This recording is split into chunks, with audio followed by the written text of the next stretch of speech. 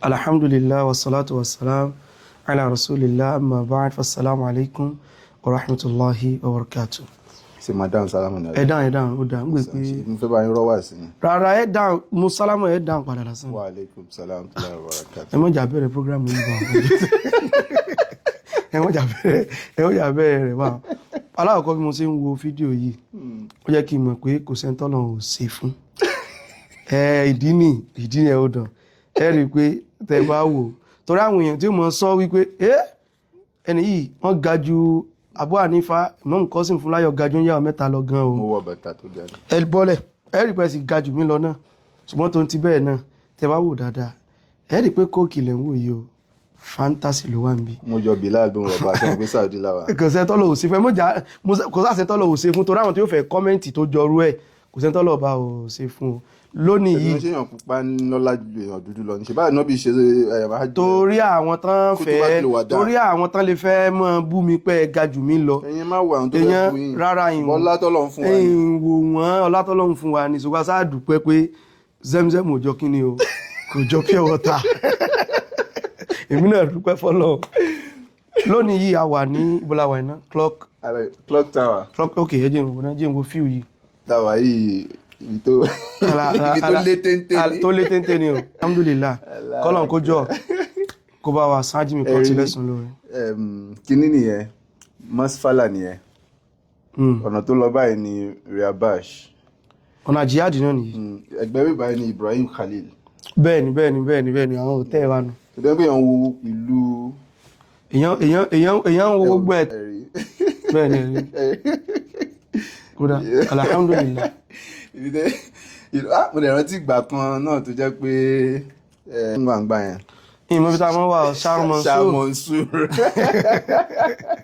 Adúpẹ́ fọ́lọ̀ kọ́lọ̀ kó jọ àsìkò ní gbogbo nǹkan. torí ẹ̀ náà nìyẹn fi gbọ́dọ̀ kánjú kọ́lọ̀ kó jọ kó tó mọ bá wa kún ajímì kọ́ ti lọ́wọ́ bọ̀ tí bẹ̀yẹn kọ́là ń lọ kì í sì ṣe ti péyàn fi ń ṣe pé ẹwọ́ bí téyàn wà kíní kan dhalika fadlullah yutihi man yasha.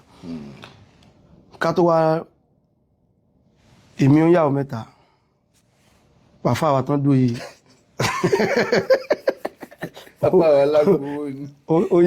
ó yàwó púpọ̀ ẹdún ohun tó ṣẹlẹ̀ rí ní hajj ó dà pé ẹ mú mi báyìí pé kí n sáà ka Qur'an a sì ká inú àwọn èèyàn dùn sí kódà àwọn èèyàn tún last hajj náà ní yí ẹ̀yìn náà kódà àwọn èèyàn bú yín pé wọ́n bú mi o wọ́n bú yín pé ó yẹ kẹ́kà jù yẹn lọ. wọ́n bú mi wọ́n ń béèrè ní wípé àwọn ti mísì Qur'an mi sí mo tún lè kà sí bọ̀ torí pé àsìkò mi káì ó fún díẹ̀ òní yìí àfáwà tán wà níbi àwọn ló fẹ́ káwọn yóò mọ̀ nǹkan kan pa àwọn Imam Qasim Fúnmiláyọ̀ Abu Hanifa. Ṣé wàá wẹ̀ pójú òun pẹ́ tì mí yá. Mo mọ̀ tẹ bá wà lọ́dọ̀ àwọn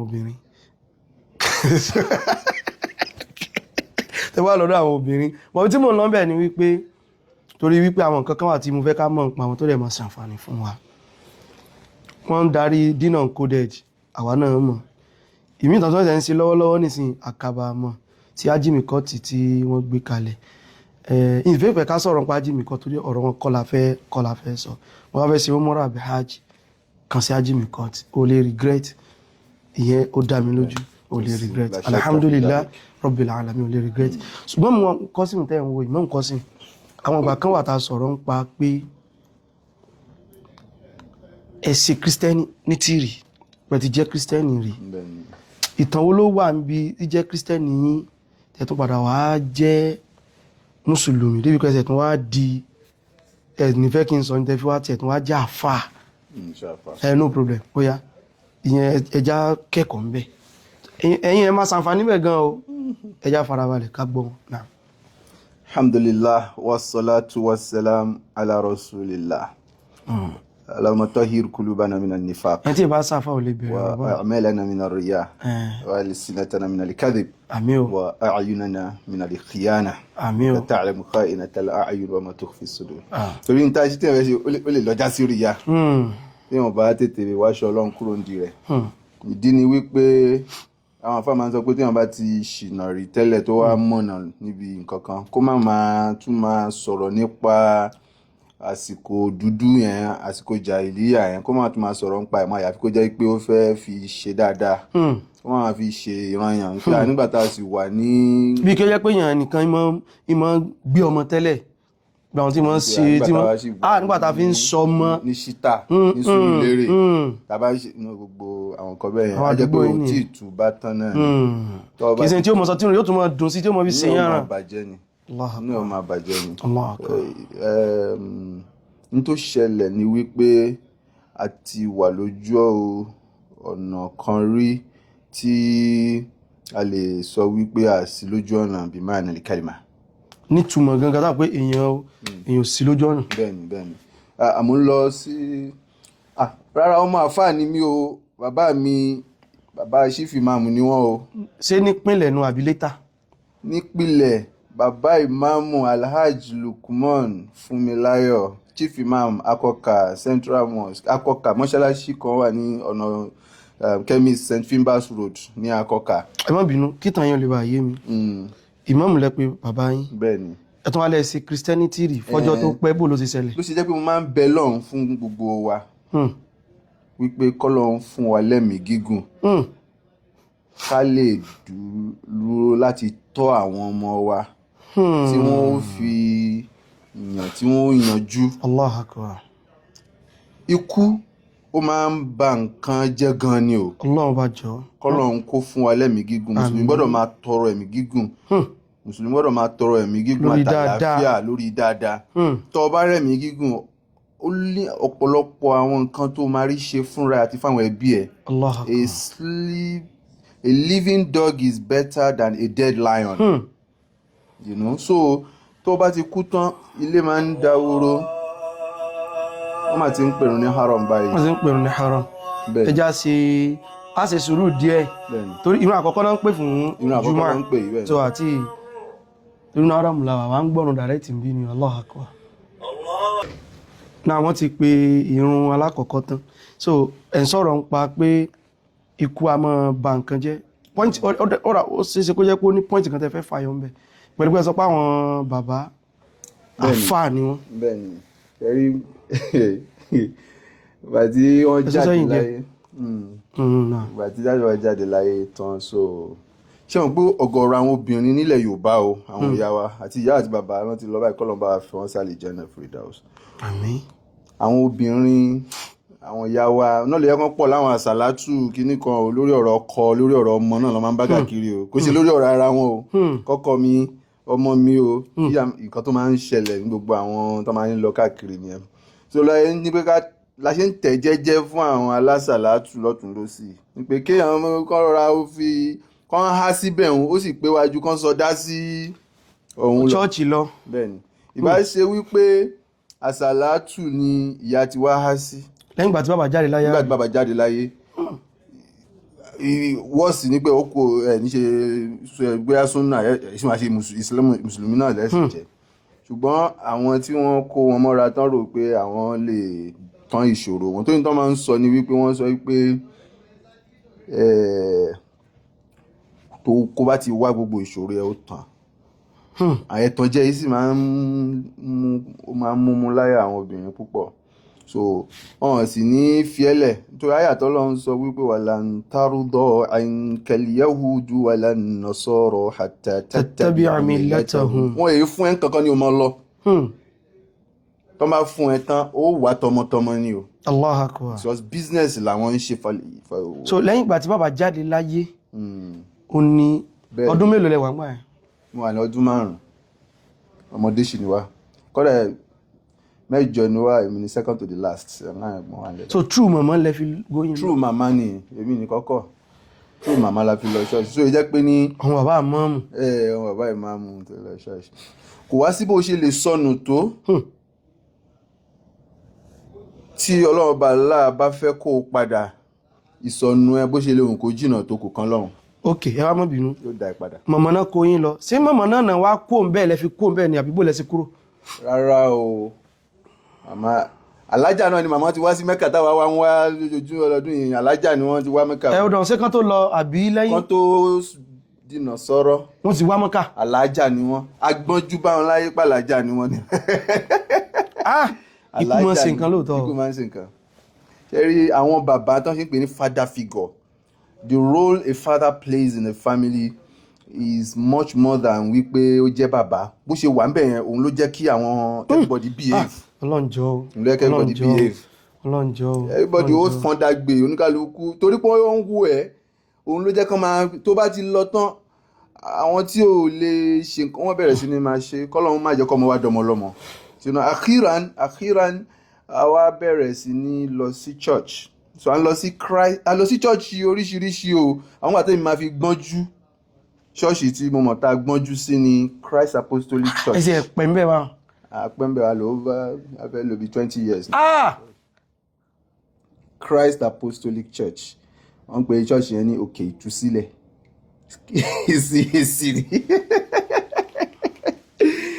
ẹ̀wọ̀n kí mo ṣe sí àwọn àtàgbàdà máa bẹ̀rẹ̀ pé ọ̀gọ̀rọ̀ àwọn tí yóò máa sọ àwọn nǹkan tó jẹ́ wípé kò jẹ́ kó máa rẹ́rìn sí ni torí nǹkan ìbànújẹ́ ni.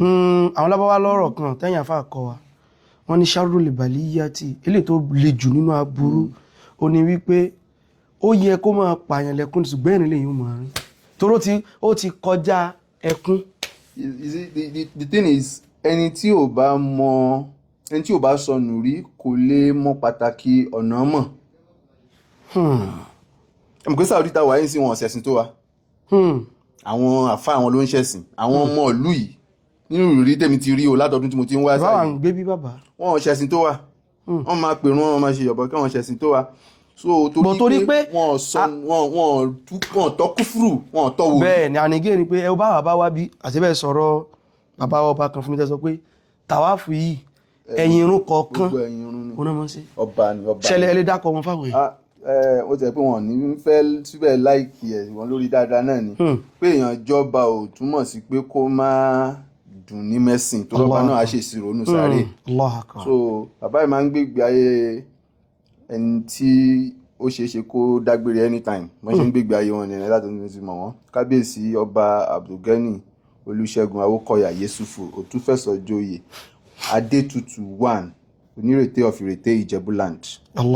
Mọ́ṣáláṣí wọn tẹ́ bá débẹ̀ àbí pálásì wọn Kùránì ni. Gbogbo ẹ̀yìn irun náà máa ń ṣe. Ìtẹ́ ẹ̀sọ nìyẹn o ẹ wo báwọn ṣe ká tọ̀wáfù yẹn sí. Ibi tá a wà yìí bó ṣe súnmọ́ bó ṣe jẹ́ pé inú haram la wà yìí bàbá ò ní kírun nínú ibi tán wà yìí o. Wọ́n máa bọ́lẹ̀ lọ sínú Kaaba lọ́run láti lọ kírun ni. Wọ́n máa bọ́lẹ̀ tán bá pèrun ni. Wàláhì mo mọ̀ bàbá wa kan náà bá tẹ́ pé tí n bá pè wọ́n tán bá sọ wọ́n ni àwọn ẹgbẹ́ sọ̀rọ̀ lọ ìfẹ́ sọ̀rọ̀ tún.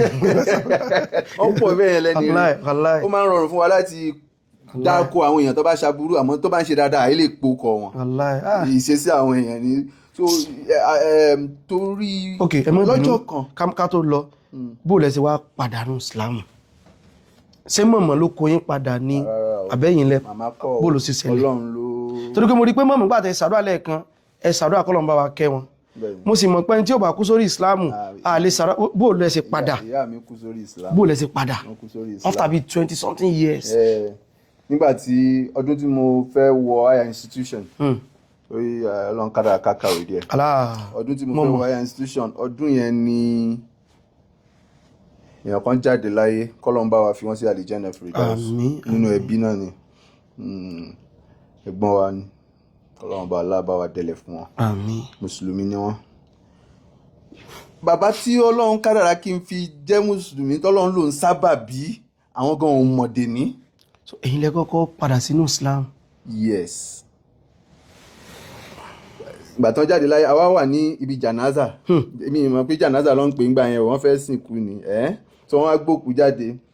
Imam Abdulrahman Ahmed tí wọ́n jẹ́ chief imam national missioner Ansarudeen Hafizahullah bàbá wa ni wọ́n o àwọn ló ń ṣe wáàsí ní jànáza yẹn bí irú ẹ̀ tó ń ṣe káàkiri náà àwọn òde mọ̀ so orí jẹ́ gbogbo ẹni tó bá ń sọ̀rọ̀ pàápàá jùlọ àwọn táwà lórí social media yìí ó ń bẹnu ọ̀rọ̀ tá a sọ láyúl kọ́là ubal àní mọ bọ́rọ̀ ń ṣe tóbi tó ó sì máa jẹ́ okùnfà náà yóò sì jẹ́ okùnfà àlìjánà fún ẹlòmíì àwákọ̀dẹ̀ ń sọ̀rọ̀ lọ́n ti wá ní bàbá yìí ṣe wá sí lọ́jọ́ yẹn wípé ẹ wo òkú rẹ̀ ẹni tó kú yẹn ò tí wọ 40 years ẹ̀gbọ́n wa bẹ́ẹ̀ ni but gbà tí wọ́n ń sọ ní ẹ wo àdà this is him he is now lifeless. He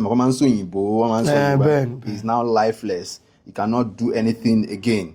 You want to do this, you want to do that, everything is gone. Gbogbo ìwé tó ka certificate yẹ kò sẹ́ni tó lè lò mọ́. Wọ́n fi ń sọ pé kéèyàn sin lọ́hùn òun ni gọ́yà nílé ayé, òun ni number one. Ṣùgbọ́n bá táwọn ṣe ń sọ̀rọ̀ yẹn, simplicity bí jàǹdà yẹn bọ́n ṣe fẹ́ ṣe gbọ́dọ̀ tó dẹ̀ ti ṣe tán, wọ́n dẹ̀ gbẹ́lẹ̀, wọ́n dẹ̀ sin, kò sí party, kò sí wàhálà, kò sí kankan, life dey continue. Òun mo fi wò pé this thing is too sweet, simple. You know, simple nature gbogbo ẹ̀sìn òun ló fà á tí mo ṣe wò pé ẹ̀sìn yìí. Mo ti máa ń béèrè àwọn ìbéèrè kan gbà tá à ń lọ ṣọ́ọ̀ṣì o, torí a tún máa ń ṣe wàásù kiri àdúgbò. Ẹ wọnú gan. Kò ń ṣe pé bóyá a máa ń ṣe evangelism o gẹ́gẹ́ bí ṣọ́ọ̀ṣì tá a lọ yẹn, a máa ń mú kọ́ra àwọn wà ní choir. So mo máa ń béèrè ìbéèrè, àwọn ìbéèrè yẹn bíi mélòó kan tá a máa ń béèrè à ń rí. Ṣé ló kọ́ tẹ̀ ń jẹnu Christianity gbà àbí normal? Àwọn Christian tó bá darapọ̀ mọ́ wọn online kan change orúkọ ẹ̀ o. Òun náà bẹ́ẹ̀tì ni. Wọ́n fi ń gba yìí. Wọ́n tún mọ̀ bí bẹ́ẹ̀tì náà ni pé mùsùlùmí kan náà ti jọ ìwà. Lágbàdàn máa ń gbọ́ pásítọ̀ Kasali, Muhyiddin Kasali. Bẹ́ẹ̀ni, Muhyiddin Kasali. So Kazeem là ń jẹ́ ń gbà yẹn ó ti yẹ pé. Ó ti di Kazeem báyìí. Abayín dúpẹ́ fọlọ́. Kazeem là ń jẹ́ ń gbà yẹn. Abayín dúpẹ́ fọlọ́. Kazeem là ń jẹ́ ń gbà yẹn. So wá sí tán wá ọ̀rọ̀ tán sọ yẹn. Òun ló jẹ́ kí ọkùnrin. Ilé ìta lè sọ wípé kì í ṣe pé nìkan dìídì pè é kalẹ̀. Ṣùgbọ́n Ọlọ́run ló sábà bí wá sí. Ẹ̀gbọ́n wa kan Alhaji Saheed Funmilayo, wọ́n máa ń pè wá ń pé tán bá ti dé láti fúta ní school máa ń pé Alhaji wa, torí pé àdúrà Ọlọ́run ló gbà lórí wa lórí o. Ìgbà tí bàbá wa máa jáde láyé ní tí wọ́n ń sọ ní pé àwọn fẹ́ jẹ́ kí n kéwú. Ẹ̀wọ̀n kémi kéré ńgbà yẹn, wọ́n lọ́ wá pé àwọn sọ pé ọmọ yìí àwọn fẹ́ yẹ kó kéwú, àwọn fẹ́ kó já àfà. So àwọn táwọn bá ti wá dé ní fúta, wọ́n máa sọ fún wa, wọ́n máa ń wálé ńgbà yẹn ní school lọ́wọ́. Wọ́n sọ pé nǹkan báyìí ni dádì ní Alhaji sọ o. Ẹ mọ̀ pé àwa kiri ọmọ ọdún 5, kí ni tèmi àti kan tí Alhaji sọ, ẹ mọ́ bá ti ń lọ jàre, àdá wọn lóhùn. So àdúrà tí bàbá ṣe bẹ́ẹ̀ ni ó kò lé wa lórí. Ọlọ́run gbà gẹ́gẹ́ bó ṣe gba ti Ibrahim lórí Ismail. Ẹ má bínú torí àsìkò mò ń wò wọn ní pẹ́kùnrin lẹ́kìtà máa lọ fún khutuba. Mo fẹ́ béèrè ni wípé nígbà tẹ wá rò bó lẹ ṣe wá wò pé bó lẹ ṣe di sẹ̀pẹ́ ti rò pé kíní yìí o bó lẹ ṣe. Wọ́n ní tí hidaya bá ti dé nǹkan kan wà tá à ń pè ní halawa iman. Halawa iman ni adùn ìgbàgbọ́. Ọ̀pọ̀lọpọ̀ kì í fìlẹ̀ o. A kó àwọn obìnrin kan wá ṣe tawaf, bó ṣe rí Kaaba ó kọ́ bẹ̀rẹ̀ sí ní sunkún, àwọn èèyàn sọ pé kí ló dé tó ń pariwo ní ẹ̀fílẹ̀. Halawa iman ló ń fìl. But ẹni tí ọkàn ẹ ti le falamma zagu azagallahu kulubahum, ẹni tó ọkàn ẹ ti le kò ní appreciate ẹni tó ń wárìrì yani wajilat kulubuhum li dhikrillah. So halawa iman yẹn ó ti dé. Tí ó bá ti dé báyẹn ò ní gbádùn ara ẹ mọ́. Ọjọ́ Sunday ní ọjọ́ yẹn mi ìgbádùn ara mi mọ́. Mo wá sọ fún ẹ̀gbọ́n mi kan ní pé mo fẹ́ máa bá wọn lọ sí mosque, ní pé mo fẹ́ máa kírun. Àwọn ọkọ̀ṣà ni ó dà, mo ní tó nǹkan tí mo sọ fún ọ ní pé tá bá ti ń lọ sí ìrun láàárọ̀ mo fẹ́ bá yín lọ. Nǹkan tí mo yìn sọ́jọ́ èmi ò mọ̀ bóyá nǹkan kan wà tí wọ́n fi ń wọ Islam àbí nǹkan kan, mo sọ pé tá bá ti ń lọ sí mosque láàárọ̀ o mo fẹ́ bá yín lọ. Mo rò pé mosque lèyàn ti máa lọ gba Islam. So tí ilẹ̀ fi mọ́ mi ò rórun sùn. Torí pé mo ń ríra mi bí ẹni pé mo ti di ẹni ìgbàlà. Bá ṣe máa ń lò ń gbà yẹn, you know, the real born again. Mo fi ilé ẹ̀ gangan wípé ìdáyà yẹn ó ní agbára. Ìgbà tó máa di àárọ̀ wọ́n ṣàmú mi lọ sínú bedroom, wọ́n wẹ̀ ọkọ̀ mọ́ ṣe máa wẹ̀ ìníwó ń ká gúúsùlù àwa lọ sí mọ́ṣáláṣí. Mo rántí gbà yẹn tá dé mọ́ṣáláṣí, ìmáàmù yẹn wọ́n ti jáde láyé báyìí, Imam Muslihuddin Ìyẹ̀rú Ọ̀kín. Ọmọ Ọ̀fà ló máa jẹ́ ọmọ Ọ̀fà Ìyẹ̀rú Ọ̀kín ọmọ Lọ́fà mọ́jọ ọmọ Abisujókọ kíní kan lórí Ọ̀fà. Ìfẹ́ sọ́tàn torí mo ní bàbá mi kan wà Ọ̀fà ni wọ́n ìfẹ́ tún orúkì wọn ìfẹ́ tún sọ torí mi mọ̀ dáadáa. Kódà ìmáàmù lọ́jọ́ yẹn inú wọn dùn gan débi pé wọ́n tún jẹun látara pé mo gba Islam, inú mi sì dùn wọ́n jẹun lára. ẹ ṣe súnà ọmọ sáṣẹ súnà pa ìgbà Islam. wọ́n ní káwọn èèyàn wá dúpẹ́ wípé Kasimu àwàrà wọn mọ̀ wá ládùúgbò wípé Kasimu ti wá ń kírun o. Allah akbar. ẹ wá wo lódodo wọn gbowó. ẹgbọ́n mi o àwọn èèyàn ṣèlè fẹ́ lọ́rọ̀ kan ló bí wọn lọ ń bẹ̀. ẹ wà àwọn bàbá ń yàtọ̀ àwọn àtàwà tẹ́sí fẹ́ gbà Islam tẹ́lẹ̀ mi sọ ní pé ọdọ́ mọ̀ fẹ́ gbà ẹ̀ẹ́sẹ̀ mọ̀ kọ́ ọmọ wánu ẹmọ̀ àwọn èèyàn mọ́ sí bẹ́ẹ̀ ní Ramadan tó bá ní ọjọ́ ìsẹ̀fẹ́ kírun ó ní Ramadan nìkan lẹ́yìn tí mọ́ sí Islam ó sì yẹ ká fà ní fàmọ́ra ni kó má bàa tún wò pé no problem nígbà tẹ́ rí mi ni tẹ́ bá rí mi mọ́ ẹ mọ́ tẹ́ǹsì. ayẹ̀rọ kí n gbowó wọ́n dẹ̀ ṣàdúrà inú mi dẹ̀ dùn lọ́jọ́ yẹn mo wá ń wò pé ìgbà tó di irun mi ìta fẹ́ kí ẹsẹ̀kẹsẹ̀ ni mo ti fẹ́ ṣe ìkọ́mọ̀. Allahu akbar. àrùsùbá nìyẹn ìgbà tó máa fi di irun àyílá zuhuri mo fẹ́ ṣe kọ́mọ̀. tàbí pàtí nǹkan kan púṣì èèyàn. torí gbogbo ohun tí n bá ń ṣe máa ń fẹ́ ṣe dáadáa bàtà wà lójú ọ̀nà yẹn náà a máa ń fẹ́ wà wájú ni. so mo wá fẹ́ lọ pé wọ́n pé ìyìn tí ìmọ̀ kíní pé ìyìn rí pé dáadáa wọ́n gba máìkì lọ́wọ́ mi. ìgbà tó máa fi dọjọ́ kejì mo ti rí pé dáadáa mo wá lọ bá ìkànnà àwọn àfáà. ẹ ti ń kó nu kámẹ́rà ẹ̀yin sì lẹ́ ń sọ̀rọ̀ kan kì í ṣèwé. mo wá lọ bá ìkànnà àwọn àfáà kó kọ́ mi ní kéwú.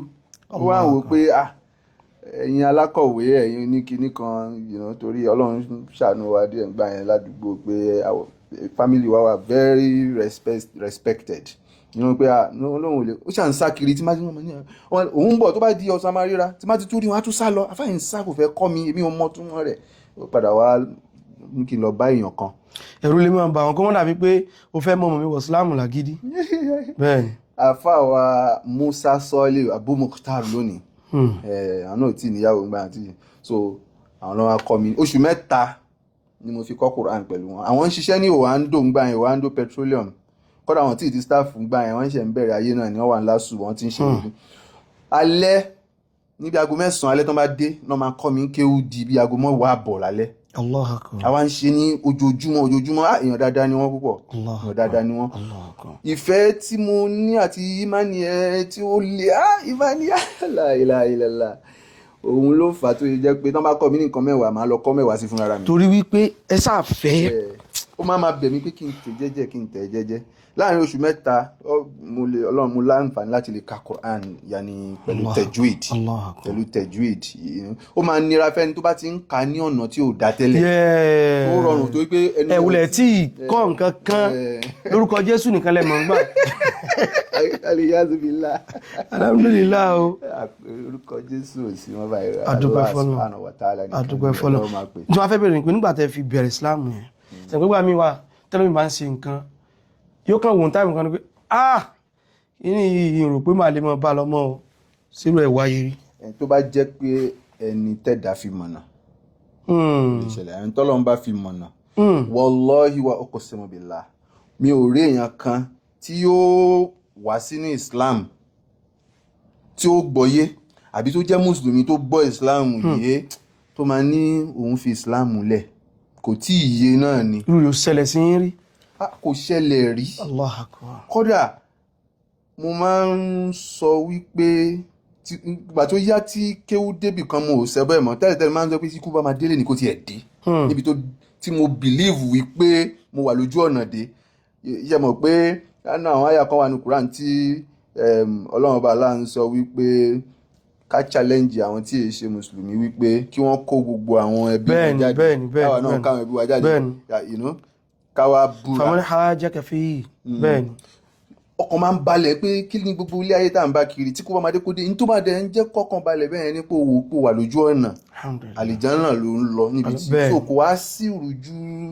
ibi kẹ́mọ́ wípé wọ́n lọ́n ṣé ó sì ní sí ọ̀nà báyìí. rárá kò ṣẹlẹ̀ rí rárá tó bá dẹ̀ ṣẹlẹ̀ sí èèyàn kan ẹgbàá pẹ́ ni ò tí ì gbọ́ ẹ̀sìn ẹyẹ náà ní tẹ́lẹ̀. Ọlọ́run tí ì fi mọ̀nà tán. bó ẹ wá ó dàn ẹ ti wá ń ṣe Ìsìlámù ẹ ti kéwú ẹ ti débi tẹ́ ẹ dé lónìí àdúpẹ́ fọlọ́. mi ò kéwú o. no problem à ń rí ní dínà coded à ń rí lákàbà àmọ́ tẹ́ ń fún àwọn èèyàn ní àkàbà mímú sáré fẹ́ sọ ọ̀rọ̀ kan ṣe ráwà táwọn wo àwọn nǹkan online nǹkan kan ẹja mọ̀ sí jẹ́jẹ́ ká mọ̀ rò pé tó sọ̀rọ̀ mọ́ tí ń sọ ẹ sọ̀rọ̀ kan pa àlàátámọ̀ nípa pé kí ni ń jẹ́ sọ̀lá àwọn náà ń pè ní àlàátámọ̀ orí táwọn èèyàn kan kọ́mẹ̀ tó ní ẹ̀sìn mọ́ wẹ́ni yìí o ó ní mi mọ̀. ó lẹ́ẹ̀mọ́. ó ní sàlátù lè kátàmọ̀ ló fẹ́ pè ó ní kéwẹ́ ò yanjú ni. bẹ́ẹ̀ ni wàláì ó wò pé ń gbé pé sàlátù lè ṣá ìwọ̀n ló parí ó ní kátàmọ̀ ní alàrẹ́tàmọ̀ àínú náà sì lẹ́sà mọ́ jámọ́ ṣe sùúrù fa ẹ̀nà tí ìmáàmù kan sí mú fún láyé wa kéré dàgbà nìfà kéré o jẹ́gẹ́ ti pẹ́ kí ní ò gẹ̀ẹ́dá. kéèké ṣe orúkọ tá a máa ń fẹ́ pé ìṣá ìgangan ni pé ká lẹ̀ mọ́. bẹ́ẹ̀ ni o ẹgẹ́ ti ní sí báyìí ó wà nù tí wọ́n máa ń pè ẹni ẹja mọ́ ṣe sùúrù ẹja mọ́ ṣe sùúrù torí bẹ́ẹ̀ náà ṣe mọ́ sí pẹ̀lú àwọn èèyàn ní ẹsà mọ́ sí jẹ́jẹ́ lákàbàmọ́ yẹn àwọn kan sì ń bọ̀ náà o àwọn kan sì ń bọ̀ táwọn àfáà náà ń bọ̀ bàbá ìtẹ́rìn owó yìí ọlọ́ba dáríjì wọn nítorí wọ́n fẹ́ sọ ní pé torí àsìkò àní ju ìṣẹ́jú díẹ̀ lọ́mọ́ bó làwọn mọ̀mọ́ ṣe wá di mùsùlùmí. So ọkàn máa ń bàjẹ́ gbogbo àti bá ti ń ka hadith wípé la yarithu li muslimu li kafira wala yarithu li kafiru al-muslima la yarithu li kafira al-muslim ní pé mùsùlùmí èyí jogún kèfèrí kèfèrí náà kì í jogún mùsùlùmí gbogbo gbìyànjú tá à ń ṣe pẹ̀lú ìwà dáadáa a máa ń ṣe dáadáa sí kódà a máa ń gbé mọ́mí wa lọ sí ṣọ́ọ̀ṣì. lẹ́yìn ìgbà tẹ́yìn ti di mùsùlùmí. bẹ́ẹ̀ni bẹ́ẹ̀ni. ẹ jẹ́ akẹ́kọ̀ọ́ náà àwọn nǹkan yìí o. a máa ń gbé wọn lọ ṣọ́ọ̀ṣì bá ṣe ń gbé wọn lọ yẹn náà la máa ń ṣe wáàsí á lè gbé wọn lọ á gbé wọn lọ wọ́n lè láwọn ń lọ sí orí òkè wọ́n pé Christ Apostolic Church wọ́n máa ń ṣe àwọn nǹkan bẹ́ẹ̀ yẹn dáadáa so wọ́n máa ń lè lọ sórí òkè wọ́n lè lọ a máa gbé wọn lọ síbi tó jìnnà bí Àkúrẹ́ Èkìtì gbogbo ẹ̀ tọ́mọ láwọn ní. látẹ̀kọ́. bẹ́ẹ̀ni pẹ̀lú nisfu sack a máa gbé wọn débẹ̀ àdè máa tún kọrí sí ilé tiwa you know but à ń ṣàdúrà àdè ń ṣègbìyànjú a máa ń ṣe dáadáa sí wọn gan. pẹ̀lú sókòtò tí ó tó lẹ̀ kí n sọ Yorùbá rẹ̀ ẹ̀yẹ mọ̀ sọ̀rọ̀ yẹn. a máa ń gbìyànjú but ó wá dọjọ́ kan a máa ń ṣe wáàsí o wọ́n wá sọ pé wàhálà táwọn ń ṣe yìí wípé torí wọ́n sick wọ́n ṣe gbogbo ẹ̀ lọ́n ṣe ń lọ sí gbogbo àwọn àyè yẹn wọ́n ń wá ìwòsàn fún àìsàn ni o gbogbo ṣọ́ọ̀ṣì pé àwọn èèyàn kan ń dààmú wa ọ̀gọ̀rọ̀ àwọn mùsùlùmí tó ń lọ sí ṣọ́ọ̀ṣì torí wọ́n ń wá ìwòsàn àbí àlùyọ ńlé ayé. ẹ má bínú fẹ́ òótọ́ àjùlọ àbí àlùyọ nílé ayé ló ń wá káàkiri tá bá ní pé torí àlìjánnà ni wọ́n máa jókòó sí Islam but torí pé wọ́n wò pé ayé láṣẹ á tó ṣọ̀run let us grab what we can grab òun ló fà so wọn wá rí solution ní gbogbo ibẹ̀ yẹn náà torí tó máa ń sọ fún wa tá a bá ń lọ ṣọ́ọ̀ṣì nígbà yẹn ni pé tó bá ti wá gbogbo ìṣòro ẹ̀ á di pẹ̀tẹ́lẹ̀ èmi àti yín sì mọ̀ pé kò possible kí gbogbo ìṣòro di pẹ̀tẹ́lẹ̀ a tún máa wá ní àdìọ́ kankan tí èèyàn kan bá dín kúrò ní inú ṣọ́ọ̀ṣì ìbànújẹ́ máa bá gbogbo àwọn ìjọba pé a ti dínkù àmọ́ nínú Islam ṣe mọ̀ wípé wọ́n ṣe mọ̀ pé ó yọ ẹwèrò lámọ́ sọ fún àwọn kí náà ti ń pè àwọn eléyìí tí ó yá tọ́mọ̀ pariwo ìsìláàmù àwọn aláṣìṣe àwọn aláṣìṣe ilẹ̀ Yorùbá pé ìsìláàmù bóyá tán bá dínkù kìíní kan kò sẹ́ bí gbogbo Nàìjíríà ò bá sí ìsìláàmù mọ̀ lónìí báyìí kò fún ọ̀ ní mọ̀ kò sẹ́ni tí ó mọ̀ torí kò síbi tá a ti ń rẹ́gísítà. tó tí ẹ̀kọ́ bá wá bọ́ síta tó ya tẹ́lẹ̀ òun ò ṣe Islam mọ́ ya bí ẹn pé PDP èyí mọ̀ ń ṣeré mọ̀ ni kò nítumọ̀ kankan fún Islam kò nítumọ̀ wàláì. tẹ́lẹ̀tẹ́lẹ̀ náà láyàdúrùkú mọ̀ndọ́lá ìdátàdáìtùn kò sẹ́ni tó bá ní pé òun ò ṣe Islam mọ́ kò affect life ẹmọ tí torí àsìkò tí ó sì rí mo fẹ́ fi Islam wé kinní kan wọ́n ní ọjọ́ òyìnbó kò mọ̀ pé nìkan ò wá aláì inú Christianity náà ti mọ̀ wò pé lágbájá kan ti ń sàndà mẹ́wàá o àrímọ́ o kinní kan o. tó bá dẹ̀ ń ṣe ìbádà tí ò rí èrò yẹn ò túmọ̀ sí pọ́lọ́hùn ní gbaṣẹ́. aláwọn ànábí Ọlọ́run bá mi ò wá ní gbàdúrà kí á mọ̀ kò ní sẹ́nì kankan lẹ́yìn wọn. tó yẹn ò kọ́ lọ. bó làwọn ọmọ sì gba Islam torí àníṣe méjì lọ́mọ ṣẹ́jú kan ló kù. ìgbà tí wọ́n wá sọ pé gbogbo wàhálà táwọn ń ṣe káàkiri táwọn ń lọ yìí pé kí a lè wọ́n ṣe wàhálà wọ́n ní Ọlọ́run fún wọn láwọn àrísìkì dé àgbègbè kìnìún kan pé torí tiwa làwọn ṣe ṣe wàhálà torí tiwa ò ṣe gbogbo ọ̀rọ̀ tẹ níyì a lè jogún yín tẹ bá jáde láyé o mùsùlùmí èyí jogún kèfèrí o a ní kọ́dà táwọn bá jáde láyé kìnìún kan kọ́dà wà lálọ́ bá àwọn èmi àtẹ̀gbọ́n mi kan Alhaji Saheed Fúnmiláyọ̀ pé alájà kọ́lọ̀ ń jẹ́ kẹ́ pẹ́ láyé dáadáa o. alájà náà lè ń pè wọn gbogbo. alájà ni wọ́n alájà ni gbogbo olú mọ̀ wọ́n sí. Ọlọ́run ṣàánú. alájà ni gbogbo olú mọ̀ wọ́n sí alájà risk of Fúnmiláyọ̀ you know tẹ́ bá jáde láyé lónìí bó ní ká ṣe sin à ń ṣàwàdà ní o à ń ṣàwàdà pẹ̀lú wọn àwa ti mọ nǹkan tá a fẹ́ béèrè o bó lẹ fẹ́ ká ṣe sin wọ́n ní toráwo mo bá ṣe ìsìnkú yín àlọ ṣọ́ọ̀ṣì o àdẹ̀gbọ́dọ̀ ṣojúṣe wa o so wọ́n pé àlè jogún yín tẹ́ bá kú bá ṣe ìsìnkú yín á fà lé àwọn tó máa ṣe lọ́wọ́ ni o á dẹ̀ fún wọn lẹ́tọ̀ọ́ tí wọ́n bá bùkátà sí àlè ṣe jù bẹ́ẹ̀ lọ o ẹ lè jogún báwo a lè jogún. ẹ sì tún lè ṣàdúrà fún wọn tán bá kú o. àmọ́ a lè sọ yín fún wọn torí wípé kò lè bá wọn lára wọn. bẹ́ẹ̀ni. tó a sọ fún ẹ tí mùsùlùmí bá tí kèfèrí bá jáde láyé tó fọmọlẹ̀ ní mùsùlùmí ọmọ yín ò lè jogún rẹ̀ ọmọ ò sì ní lè ṣàdúrà fún. Allahu Akbar. kò lè kírun sí lára. kò lè kírun sí lára kódà tó o bá ṣe látara ìfẹ́ tó o ní sí ó gbẹ̀ṣẹ̀. Ọlọ́run bá jọ ṣàánú wa o. kéèyàn má lè ṣàdúrà fún ìyá rẹ̀ kó má lè ṣàdúrà fún bàbá rẹ̀ àmọ́ tí wọ́n bá rẹ̀ pé mọ́mí mi wọ́n ti gboyè ní ṣọ́ọ̀ṣì kò túmọ̀ sí pé wọ́n lè padà sí Islam. torí ogun tẹ́ ń sọ ní ìsìn ẹ̀yin lẹ́yìn ṣe ẹ lọ sí ṣọ́ọ̀ṣì fún bí 20 years ẹ ti gbà Islam lẹ́ẹ̀sẹ̀ ń bá wọn sọ̀rọ̀ tọ́dọ̀ wọn ti ń kó ní 20 years bá ó ti ń kó ní 20 years.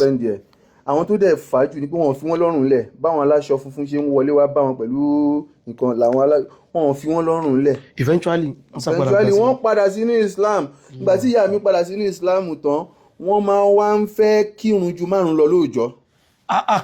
pẹ̀lá níyàn wípé àwọn fẹ́ dí gbogbo ìta àwọn ti miss. Ọlọ́run àwọn ẹgbẹ́ kò lè tó yẹn. after 30 years. àlè ìsìláàmù yẹjúbù mọ kọ́bíláàmù. ẹmọ títàn yẹn fọ́ ni pé alájà ni wọ́n tẹ́lẹ̀ lẹ́yìn ìgbà tí wọ́n bá jáde láyé tán wọ́n lọ sínú Christianity wọ́n lo tó lé ní 20 years. bẹ́ẹ̀ni kẹ́lọ́n tó wá lóyìn sábà bíi wọ́n wá padà síbẹ̀. bẹ́ẹ̀ni Sheikh Najmuddin Sulaiman hafidhahullah wa ra'ah lọ kírun sí wọn lára. Ọlọ́run bá o. àti Sheikh Imran Abdulmajid Eleha àti Sheikh Sulaiman Adama gbogbo àwọn àfáà ńláńlá ni wọ́n kún bẹ́ẹ̀ nígbà tí àmì jáde láyé. wọ́n tẹ̀sẹ̀ ń dákan àwọn bàbá wa nínú àwọn èèyàn ńláńlá ni torí wọ́n mọ̀ Sheikh Najmuddin Sulaiman bàbá nù. àwọn tó rè àwa nù àwọn tó rè wá nù Sheikh Eleha àwọn bàbá nù. bẹ́ẹ̀ni so tó ń túmọ̀ sí mo wá kẹ́kọ̀ọ́ kan o tẹ̀rí èèyàn kan tí ò bá kí ń ṣe mùsùlùmí lójú ọ̀nà ṣíríkù ni lójú ọ̀nà alùkìtàbì ni èmi ò ń lé mọ́ wọn o máa ń ṣàdúrà fún wọn ni o torí pé mo ti rí wípé ẹ̀yin gan ti kọjá ń bẹ̀ rí. mo ti rí pé mo ti kọjá ń bẹ̀ rí Ọlọ́run ló ṣàánú mi Ọlọ́run tó ṣàánú mi ṣé mo ní kò lè ṣàánú wọn ni. Allahu Akbar. ìwọ náà tó ń ṣe Islam lọ́wọ́ ṣé o ti gúnlẹ̀ ni. Ọlọ́run o ìgúnlẹ̀ náà. Ọlọ́run já tán sórí dáadáa o. o ìgúnlẹ̀. àbáwọn kankan wà tó dẹ́rù bà mí nù tán. ìgúnlẹ̀. òní pé tí bàbá bá kú. tí bàbá bá kú nǹkan máa ń dàrú o.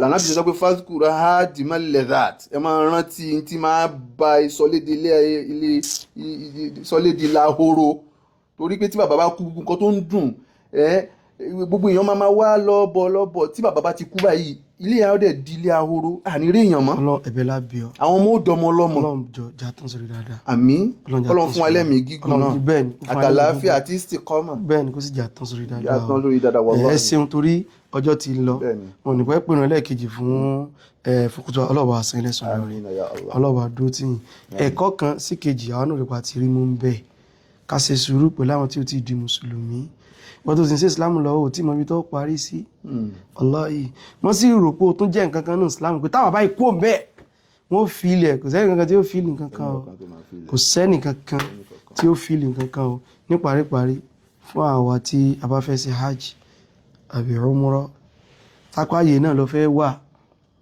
wọ́n gbé ọ débẹ̀ o. tó bá fẹ́ wà nínú haram nínú club tó wà ibi tá a gbó wà nínú kárakára rẹ̀ ajímìkọ́ tí wọ́n gbé ọ débẹ̀ o kọ́lọ́n kó jọ kó wá kún ajímìkọ́ tí náà kó wá kún lọ́wọ́. Imam. Yakumullah bọ̀bí àwọn sọ fún àwọn fáwọn nǹkan máa mi bẹ̀ lọ́hùn pé mo fẹ́ di àfà. pẹ̀fẹ́ dá àfà. òun mi kí n dá àfà. wọ́n ní àwọn fẹ́ dá àfà ọlọ́njọ jẹ́mi náà lè di àfà àwọn òsì ẹ̀ tí bẹ̀rẹ̀ kí àwọn òsì ẹ̀ tí kí ó no àjọ. Assalamu alaikum warahmatullahi wabarakatuh.